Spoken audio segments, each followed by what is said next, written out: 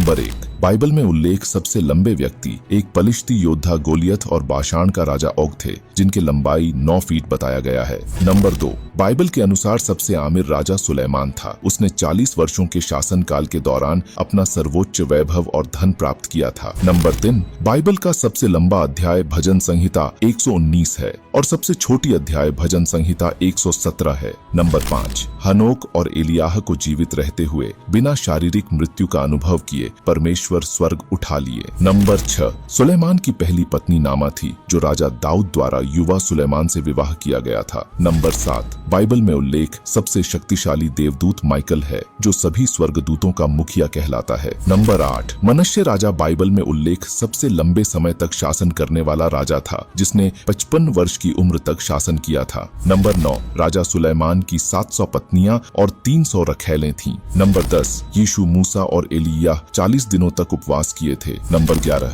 राजा सुलेमान ने 3000 नीति वचन और 1005 गीत लिखे थे। नंबर 12, बाइबल में हाथियों का उल्लेख नहीं किया गया है, लेकिन हाथी दांत, जो हाथियों के दांत से प्राप्त होता है, उसका उल्लेख 13 बार किया गया है। नंबर 13, जब परमेश्वर ने मूसा के द्वारा से लाल सागर को 2 भाग में अलग किया, तो अगल बगल की पानी की दीवारें इस तरह जम गई थीं, जैसे कि बर्फ की मोटी दीवार हो। नंबर 14, 10 आज्ञाएं को मूसा द्वारा नहीं बल्कि स्वयं ईश्वर द्वारा लिखी गई है। उसके बाद मूसा ने ईश्वर द्वारा दिए गए नियम को लिपिबद्ध किया। नंबर 15, बाइबल के इतिहास में कैन पृथ्वी का पहला हत्यारा था, जिसने अपने भाई हाबिल का हत्या किया था। नंबर 16, यूहन्ना बपतिस्मा देने वाला एक महान विश्वसनीय उपदेशक थे, लेकिन उन्होंने कोई चमत्कार नहीं किए थे।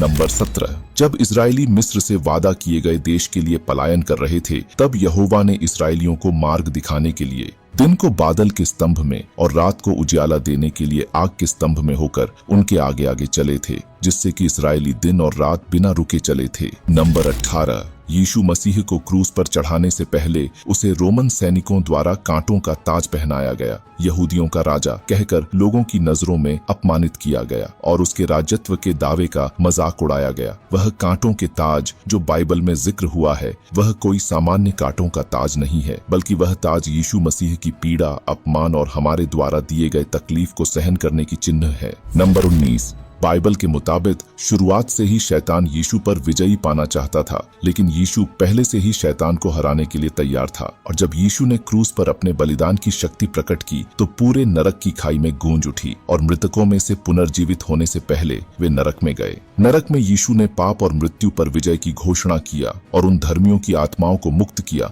जो उनके आने से पहले मर गए थे, और शैतान के आतंक को अंत किया, जिसे कि नरक की नींव कांप उठी। आखिर में अगर आप भी मेरी तरह यीशु मसीह से प्रेम करते हैं, तो कमेंट में आमीन टाइप करना न भूलें।